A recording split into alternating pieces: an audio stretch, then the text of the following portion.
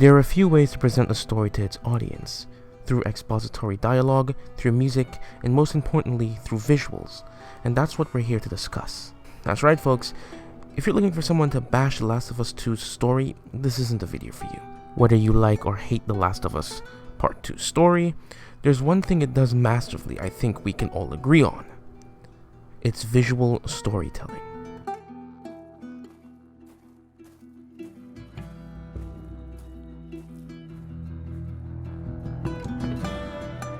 Now, for the people who don't know what visual storytelling is, I'll try to break it down to my best ability. Visual storytelling, or rather a visual narrative, is a story told through the use of visual media, like a video game or a photo. Ever heard the term "a picture holds 1,000 words"? Well, yeah, that's basically what it means. The story is being told with the absence of dialogue, unlike its counterpart, exposition. Since the subject matter of this video is The Last of Us Part 2, we'll examine a scene from it to better paint my example. We'll start at the beginning of the game. Here, we relive the events of the first game through exposition from Joel to Tommy. Instead of fully showing us what happened, or even letting us play what happened, Joel narrates the story to the audience in the form of retelling the events to Tommy. That's exposition.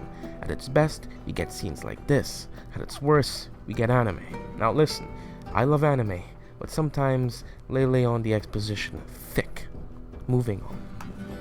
During my initial run, I was blown away by just how brilliant Neil Druckmann is as a director. Now, I don't like some of Druckmann's opinions, but I'll give the man credit where it's due. He knows how to craft a story. And today, we're going to take a look at one scene in particular from The Last of Us Part 2, one of the best scenes in the game in my opinion. A scene that may have been overlooked by a lot of people, but genuinely made my jaw drop with just the way it was done.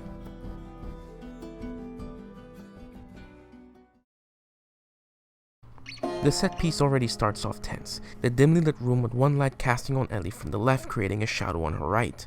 Ellie is genuinely intimidating in this scene. From the way the light is hitting her, it casts a shadow on the right side of her face, if to foreshadow the darkness she's about to submerge herself in, as opposed to the bright colors at the start of the game. Everything here is muted and gray, setting the tone fantastically.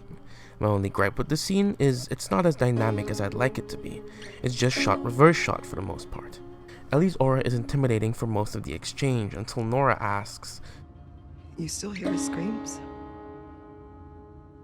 What? Now, if you weren't paying attention, you could have missed this very small detail Naughty Dog sprinkled into there. To communicate to the audience that Ellie is now distracted and bothered by Nora's comment, look at how her gun shakes slightly as it dips back and forth, up and down. Contrast this with when Ellie had full control of the situation earlier. Her gun mostly stayed upward. It moved slightly, but it stayed in its general position. It didn't dip back and forth from low to high. Even when she shakes it at Nora, it still retains a solid position, a firm grasp on it. Maybe you should have stayed the fuck out of Jackson. After Nora taunts Joel's death, Ellie's facial expression changes. She's shocked yet angry at the same time, and instead of shooting her right there and then, she pauses for a brief second to take in the information before trying to swing the gun at her. Yeah, that little bitch got what he deserved. You fucking Help! Trespassers! A calm, collected person would have pulled the trigger, but due to her emotions clouding her better judgment, she does the opposite, losing control over the situation quickly as she's disoriented. Then, the chase scene pursues. Now, normally I'd ignore the scene, but I can't, as it plays a very big narrative purpose setting the tone. The deeper Nora runs into the hospital, the darker the areas become. Obviously, surface level, this is because they're approaching the depths of the hospital, where there isn't any electricity. But if we look deeper into it, it's symbolizing Ellie's descent into darkness, as I said before.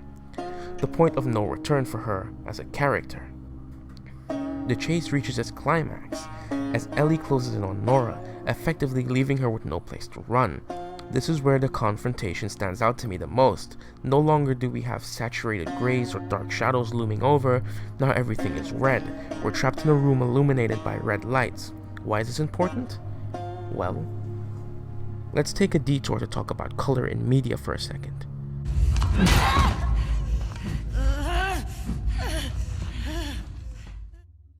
Color is a powerful tool that's used in all types of visual media, from movies to anime, comics, and video games. Different colors paint different moods and tones. For instance, Green is most connected to either nature or sickness, and blue with calm, or funny enough, depression. Ever heard the term feeling blue?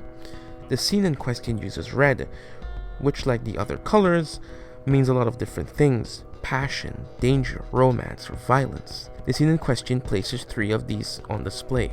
First, passion. Ellie's desire to get revenge for Joel. It's a strong and barely controllable emotion. It's passion, a sick one, but still passion. Danger. The danger doesn't only fall on Ellie, but more so reflects Nora. The danger that her life is suddenly put into at this point in time. She's dying from spore poisoning and face to face with a woman hell-bent on snuffing out the remaining bits of her life. And last but not least, violence.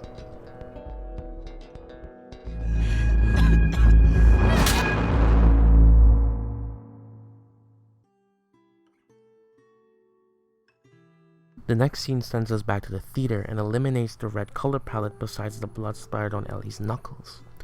Her hands are shaking as she tries her best to muster up the strength to knock on the door, to get some composure. This tells us Ellie is mentally distraught by her actions, perhaps even ashamed. The Ellie who's about to knock on this door is not the same Ellie who embarked on this revenge quest. The realization of her actions had begun to take a toll on her. Her hands clench, symbolizing strength. As she knocks and enters, she pays no mind to Dina's greeting. She doesn't even hug her back. In fact, Ellie actively refuses to make eye contact with her. She ignores Jesse's question, Christ. Is that your blood? and gets straight to the point, relaying the information of Abby's whereabouts to the group. Throughout the whole exchange, her vocal tone is distraught, her breathing is short, and her hands are shaking as she struggles to open a map.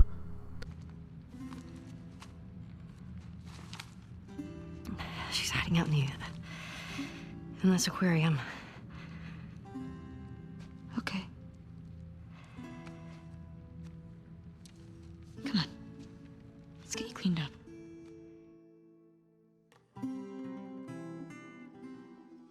Soon after, Dina takes Ellie to get herself cleaned up, and the scene it opens on is beautifully shot and framed. Ellie is facing forward, the camera showing one side of her face as it's covered in blood, her expression continuously changing.